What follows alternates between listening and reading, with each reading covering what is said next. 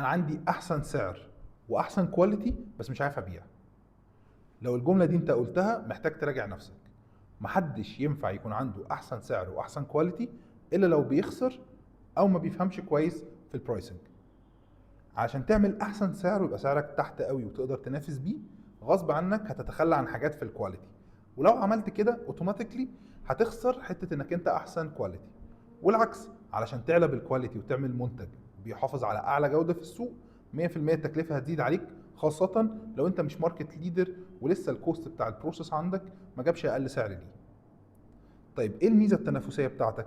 علشان تعرف دي محتاج تدرس كل جوانب البيزنس بتاعك او الماركتنج ميكس اللي انت بتقدمه بالنسبه للمنافسين بتوعك. ساعتها يمكن تلاقي ان الميزه بتاعتك السعر، خدمه العملاء، طريقه التواصل معاهم، او حتى فريق المبيعات اللي شغال معاك. فكر كويس قبل ما تقول ان الميزه التنافسيه بتاعتك هي احسن سعر واعلى جوده، وما تخسرش فرصه انك تكسب بالميزه التنافسيه الحقيقيه بالنسبه لك.